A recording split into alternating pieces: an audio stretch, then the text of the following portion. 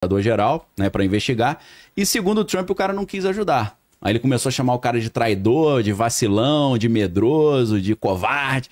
Só que aí, o que acontece?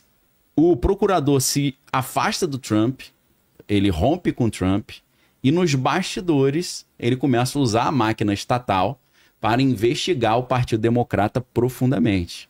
Então, o que aconteceu? No final das contas, os caras produziram um material de inteligência monumental e provaram que o presidente Donald não tinha sido influenciado pela Rússia, que tudo tinha sido baseado num documento de inteligência fake e que os democratas sabiam que era fake. Ou seja, a grande conclusão disso é que o presidente Donald queria que o Procurador-Geral da República investigasse os seus oponentes políticos, mas se ele tivesse amigão do procurador, a opinião pública ia falar, pô, o Trump tá usando a máquina pública para investigar seus oponentes. Mas como ele se afasta do cara, ele briga com o cara, chama o cara de traidor, de medroso, de covarde, o cara continuou fazendo o trabalho que o Trump queria, mas sem dar à opinião pública aquele argumento de que eles são amiguinhos e o Trump tá usando o procurador-geral para seus próprios interesses pessoais. Com relação ao Musk, talvez seja a mesma coisa. Aí eu tô especulando. O Donald Trump está querendo pegar pesado com os imigrantes e o Musk também é contra os imigrantes. Ele tem publicado hoje, ontem, essa semana, contra os imigrantes. Tá a foto do Jeff Sessions ali, pra galera que não conhecia. Ele além dele ter sido procurador-geral, ele foi um membro do Congresso também, amigo do Trump durante muito tempo. Então, qual é a hipótese, né, a especulação? O Trump e o Musk já estavam se programando para usar todo esse material, esses bancos de dados aí que o Doge levantou de todo mundo, para quebrar as pernas todos dos imigrantes. Então, ia pegar muito mal pro Musk e pro Trump se o público falasse, olha, você liberou o Musk fazer esse levantamento de dados e agora você está usando esses dados contra as pessoas? É isso que foi? Então, se o Musk se afasta, eles conseguem, cada um do seu lado, fazer isso sem levantar a hipótese que eles estão trabalhando juntinho contra os imigrantes, entendeu? Então, tem gente que está levantando essa hipótese, isso por enquanto é uma hipótese, mas há um precedente. A briga de fachada do Trump com o Jeff Sessions foi muito benéfica para ele, porque o Jeff Sessions conseguiu trabalhar a favor dele, sem dizer que estava trabalhando a favor, aparentemente tendo rompido relações. Pô. E o anticristo? Então, cara, não precisa entrar em Bíblia para pensar nisso, né? Se você parte do princípio que o anticristo, entre muitas coisas, ele vai, pela Bíblia, tá? Segundo a Bíblia, ele vai estabelecer paz em Israel e ele vai ajudar a construir o templo de Jerusalém. Quem falar que quer estabelecer paz em Israel e falar que quer construir o templo vai ser candidato ao anticristo. O Trump está fazendo isso, não é de hoje, desde 1983, na revista, acho que era Manhattan Inc., né? Isso está numa matéria de 2016 do jornal The Guardian. É uma matéria sobre as fotos famosas do presidente Donald. Aí tem uma foto do presidente Donald de 1983, ele com uma pombinha no colo. Depois o jornalista revelou que a pombinha fez cocô no blazer dele. Acho que é uma profecia já que ia dar M, né? A história. Ele com a pombinha no colo e ele na legenda falando: estou aqui me colocando à disposição do mundo para ajudar a trazer paz entre Israel e Palestina. Desde 83. Aí o Jerry... Olha lá, essa foto aí, ó. De 83. Ele já tava falando que ele era o príncipe da paz. Aí os caras olham assim e falam: isso aí é coisa de anticristo, hein? Então, esses detalhes, para quem compara a Bíblia com o que o Trump tá falando e fazendo, dá margem para isso. Agora ele tá revigorando lá os acordos de Abraão, né? Ele foi para a Arábia Saudita, fez, né, um convite para a Arábia Saudita integrar esse plano. Já tem gente falando sobre os acordos de Ciro, né? Que aí vai integrar o Irã também, mas é claro que teria que derrubar o regime islâmico no Irã e restaurar a família dinastia Pahlavi, né? Então, é por causa disso que muitas pessoas falam que o Trump, em tese, ele cumpre alguns requisitos ali do checklist do anticristo, né? Mas vamos ver, né? Vamos ver. Vamos lá, o Carlos, ele fala o seguinte: moro na Austrália e acompanho os três por aqui. Qual a visão de vocês na geopolítica da Southeast Ásia, em específico os investimentos militares dos Estados Unidos na Austrália? Legal, pode ficar à vontade. Realmente, a Austrália, ela tem... Economicamente, ela vem se afastando muito dos chineses nos últimos anos, né? A Austrália, ela, dentro da divisão internacional do trabalho, ela sempre foi um país que exportou muita matéria-prima e tal, e tem uma relação muito forte com a China. Eu diria que pós-pandemia, por algumas críticas que o governo da Austrália fez à China, houve um rompimento, um afastamento, e os americanos se aproveitaram bastante disso para transformar a Austrália num aliado ainda maior do que já era anteriormente. Hoje a Austrália ela faz parte de um grupo militar chamado de Aliança AUKUS, Austrália, United Kingdom, né, que é o Reino Unido, e os Estados Unidos. E a Austrália, por exemplo, adquiriu uma série de submarinos nucleares que o objetivo principal é vistoriar as atividades chinesas no mar da China Meridional. Essa região no mar da China Meridional, o próprio Pete Hegseth, que é o secretário de defesa dos Estados Unidos, fala que é a região estratégica para o futuro dos Estados Unidos. Essa região tem 1/5 de toda a pesca do planeta, tem cerca de 1/3 de todo o comércio internacional passa pelo mar da China Meridional e você tem enormes reservas de combustíveis fósseis. Só que quando você pega a decisão da ONU, a ONU fala que se você pegar o território da Indonésia, da Malásia, Brunei, Vietnã, teoricamente cada país teria acesso a 200 milhas náuticas de exploração do litoral, né? A China fala que não. A China fala como, historicamente, eu sempre controlei o comércio dessa área, todo o mar da China Meridional tem que pertencer ao meu território. Só que se a China controla o mar da China Meridional, por exemplo, com as Filipinas adoram fazer pesca no mar da China Meridional. O que você mais vê é a embarcação militar chinesa tacando jato de água em barco filipino que está pescando. Só que a Filipinas tem um acordo militar com os Estados Unidos, que é o botãozinho que eles podem apertar. Teoricamente, se as Filipinas se sentirem agredidas, podem convocar um acordo de defesa mútua e o exército americano teria que defender as Filipinas. Ou seja, eventualmente abrindo confronto com os chineses, né? Então, esse abandono também parcial que os Estados Unidos vêm fazendo da região do leste europeu, o Pete Hegseth falou isso, é porque a gente tem hoje os principais objetivos, que é conter o avanço da China na região do mar da China Meridional. Quando a gente vê hoje os Estados Unidos apoiando Taiwan, não pense que é porque, nossa, eu apoio a autodeterminação do povo de Taiwan. É porque sabe que Taiwan é um território estratégico para a instalação de bases americanas, enfim, né? A ilha de Guam, por exemplo, também, a própria Filipinas. O Pete Hegseth ele chegou a falar na semana passada, numa conferência de segurança da Ásia, que ele considera instalar mais tropas americanas no Japão e na Coreia do Sul. Ele fala que é para defender Taiwan. Não, porque eu penso muito na defesa de Taiwan. Muito possivelmente para garantir uma soberania, uma influência maior dos Estados Unidos no mar da China Meridional. Então, respondendo ao nosso colega australiano aí, né? A Austrália ela tem um papel geopolítico muito forte, porque é um país importante, é um país grande, um grande aliado hoje dos Estados Unidos e que serve como quase uma base e uma fiscalização das ações chinesas no mar da China Meridional. Então, realmente, a proximidade com os Estados Unidos é bem grande, assim, bem grande. Vamos lá, o Fleury Marinho, ele fala, o projeto 2025 dos apoiadores do Trump já foi por água abaixo após a crise Trump versus Musk e as manifestações? Então, eu vou responder rapidinho. Eu acho que não, porque a gente não sabe exatamente como é que vai ficar essa relação, né? Não assinaram o divórcio ainda, se assinar o divórcio aí, né? Então, mas eu não creio que foi por água abaixo, não. Eu acho que tá de pé ainda. Por isso que aquela ideia, será que o Trump vai querer concorrer em 2029? Eu acho que existe uma chance dele tentar mudar a legislação da emenda americana lá de 1953, se eu não estou enganado, que acabou com esse negócio. Se ele continuar com o apoio do Vale do Silício. Se ele continuar com o apoio do Vale do Silício, eu acho que ele poderia tentar fazer isso. Então, eu acho que está de pé essa aliança ainda. Eu estou olhando muito para essa relação do Trump com o Jeff Sessions e pensando, daqui a pouco a gente vai perceber que os dois se deram bem nisso aí, que foi uma briga meio de comadre esse negócio. Vamos ver, o tempo vai dizer. A verdade é filha do tempo, né? Então vamos aguardar um pouquinho. Só queria fazer um comentário, até esqueci da resposta passada, porque a Austrália acabou de passar por um processo eleitoral. E o candidato, que era conhecido como o mini-Trump australiano, perdeu. O que, aliás, mostra como até a influência geopolítica do Trump pode estar atrapalhando os anseios americanos. Porque nas duas eleições, que foi a eleição do Canadá, no Canadá talvez o caso mais icônico. Se você pegar no final do ano passado, o Justin Trudeau, ele tinha uma popularidade ridícula. Os conservadores tinham 90% de chance de vitória. Quando o Trump começou a falar essa retórica de taxação do Canadá, tomar o território canadense, é o 51º estado americano, primeiro que eles tiraram o Justin Trudeau, colocaram o cara que é muito mais técnico, que é o Mark Carney. O Mark Carney é o cara que vem do setor econômico, ele foi um dos responsáveis pelo Canadá não sentir tanto assim a crise de 2008, depois também foi ajudar o Reino Unido na questão do Brexit. Então ele é um liberal que não tem toda essa pauta cultural woke, é um cara mais técnico, né? pô, em questão de 2 meses, um apoio do Trump pro Partido Conservador fez com que os conservadores perdessem a eleição no Canadá.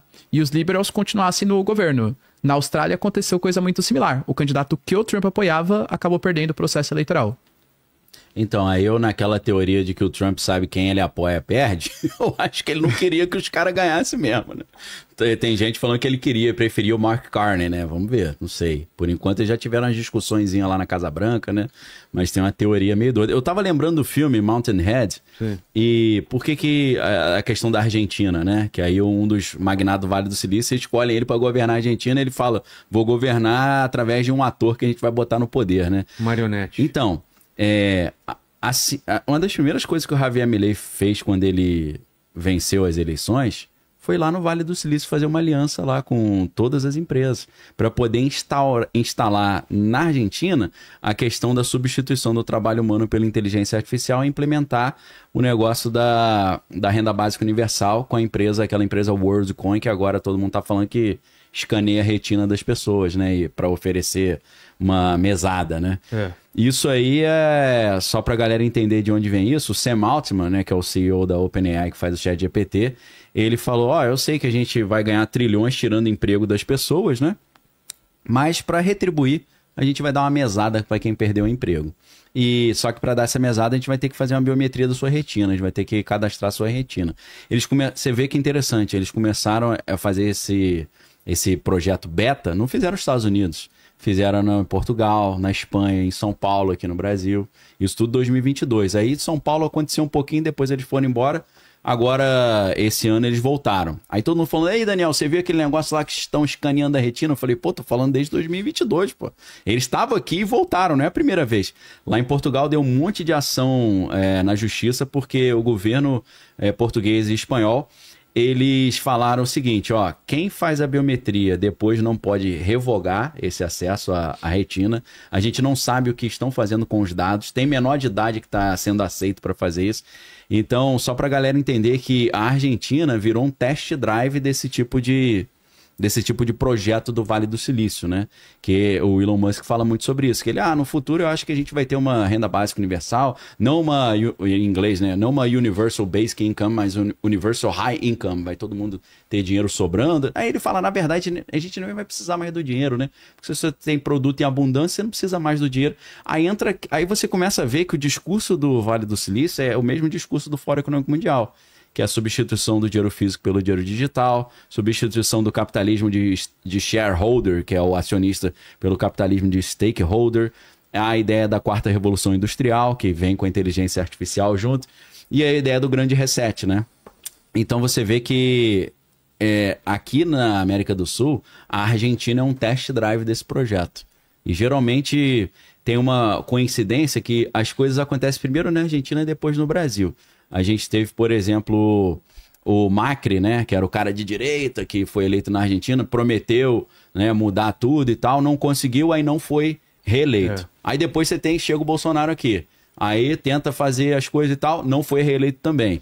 Aí lá na Argentina entrou um cara de esquerda apoiado lá pela esqueci o nome do... Cristina Kirchner, o nome do cara, qual é o nome dele mesmo?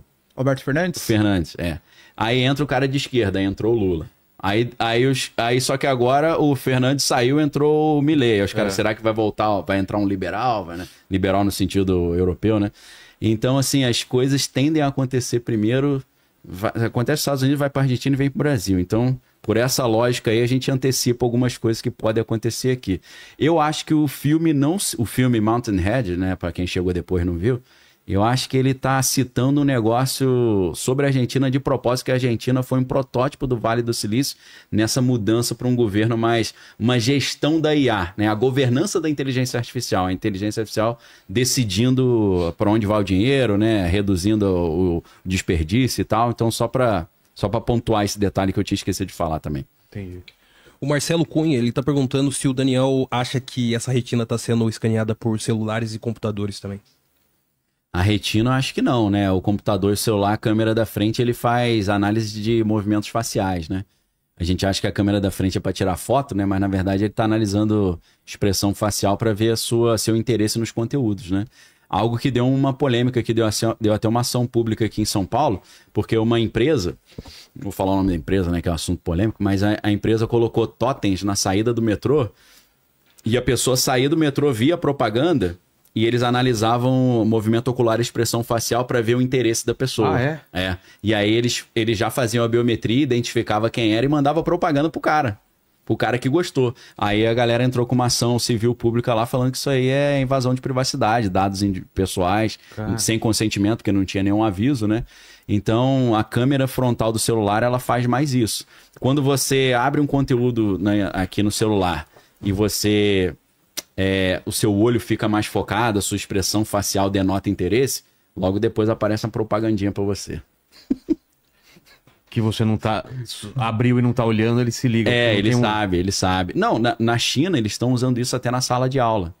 O aluno que não tá prestando muita atenção através das câmeras, ele já é chamado pela direção e fala, o que foi que você não tá prestando atenção na aula? Aí fala, mas por que você falou isso? Não, apareceu na câmera que a gente viu pela sua expressão facial, que você não tava gostando da aula, tem algum problema com a aula? Os discursos do Xi Jinping também, eles filmam todo mundo que tá na plateia e vê se tem alguém que tá achando ruim ou tá incomodado, aí já chama o cara na salinha e fala, algum problema, meu amigo? Tem que assistir o discurso sorrindo ali, né? Fala que não bater palma, né? Esse Xi Jinping é isso aí, é rei, vambora. Só pedir, essa empresa, como é que é? Era o Totem, aí se a pessoa gostava da propaganda, aparecia no celular da pessoa a propaganda? Porque eles faziam reconhecimento. E primeiro eles analisavam se a pessoa parou e olhou. Se a pessoa olhou e não tem interesse, eles caíam lá num outro banco de dados. Mas quando a pessoa olhava e ficava, sei lá, 2, 3 segundos olhando, aí fazia o reconhecimento facial, achava o perfil nas redes sociais da pessoa e mandava para ela. Caraca. Porque as redes sociais, elas capitalizam em cima da mineração de dados, né? Sim. É aquela história, né? Se você não pagou um serviço, o produto é você, né? Então, a gente tá usando ali as redes sociais, não pagou nada, o que eles estão fazendo? Montando o nosso perfil e vendendo para as empresas, né? Com certeza. Né? O Vilela gosta do filme XYZ. Vamos mandar mais propaganda desses filmes pra ele, né? Ele gosta de comer pizza sempre sexta-feira à noite. Quando você chega às 6 da tarde, já aparece a propaganda da pizza pra você. Total, né? Porque, pô, ele parou de pedir comida agora. Então ele deve estar comendo fora. Isso. Não sei o quê. Aí ele tá mais light, né? Deve estar tomando... Ozempic. Vamos mandar propaganda do Ozempic. Tá vendo que o negócio do Ozempic e do Mojaro tá diminuindo venda no McDonald's e de M&M, de Pringles, essas São duas empresas americanas, né? O McDonald's e também aquela de rede de alimentos mesmo, esqueci o nome dela. Mas fast food? Não, é de alimentos, como se fosse a Mondelez, assim, Sim. essas holdings, assim. Caindo ação tipo 3, 4% assim por conta do... Você viu que eles estão fazendo pesquisas para colocar no alimento substâncias que cancelam o efeito do Ozempic? Para. O cara voltar a ter fome. Cara, velho, a gente não tem sossego, isso cara. Não é teoria da conspiração, não. Tem matéria, porque, não separei aqui, né? Eu faço questão de trazer as matérias, são coisas tão assim que o cara fala, não é possível, o Daniel tá inventando, né? Mano, é uma gato e rato. Fala aí, muita covardia, né? Vamos lá, o Absentrak é o nome dele. Ele fala assim, Daniel, bonito, você viu? Ele fala, Daniel, eu queria perguntar se tem alguma teoria da conspiração com o Elon e a cripto de sapo imperador que ele trocou a foto do Kekios Máximos, né? Isso. Aí ele tá perguntando também se vocês conhecem a Trumpinator, que é a criptomoeda, eu acho que é do Trump. Então, o Trump lançou, quando ele foi eleito, uma criptomoeda, né? Teve um pico lá, né? A Melania lançou também. Então, existem teorias de que o Musk, quando ele fez referência a esse sapo, né? E ele botou Kekios Máximos, é referência a uma divindade egípcia, né? Então a galera... Ele gosta muito de Roma e Egito, né? Então a galera vinculou esse Kekios Máximos a uma divindade egípcia lá da morte, da bruxaria, não sei o quê. Então tem conspiração sobre isso, eu só não me lembro exatamente qual é a moral da história. Vinculando esse sapo a um deus egípcio que representa um sapo. A imagem pra galera lá do Kekios Máximos, né? Ele é o bilionário descoladão, né? Pô, jogo Diablo, né? Sou um dos campeões, eu faço meme. Mas na verdade, pessoal, existe o Elon Musk, personalidade daí da rede social, e o Musk empresário. O Musk empresário é um contratante de defesa. Ele tem contratos bilionários com a Space Force para mandar armas para o espaço, tem a ver com aquela ideia do Golden Dome. E também ele é um contratante de inteligência, né? Então a Ucrânia só não perdeu de vez a guerra ainda por causa da internet do Starlink que tem lá. Porque a primeira coisa que a Rússia fez foi derrubar todas as antenas de celular e a internet. Então para eles usarem os drones, né, que é a arma que os ucranianos usam, o drone é orientado pelo Starlink. Se ele desligar o Starlink, acabou. Então esse cara tem muita informação, esse cara tem vínculo com o complexo militar industrial, ele é um contratante de defesa, ele é um contratante de inteligência. Então, todas essas brincadeiras que ele faz tem um fundo estratégico ali. Eu acho que até essa briga tem alguma coisa que eles estão capitalizando em cima. Vamos ver, acho que depois de sábado a gente vai ter uma noção melhor do que está acontecendo aí. Acho que promete essa semana aí.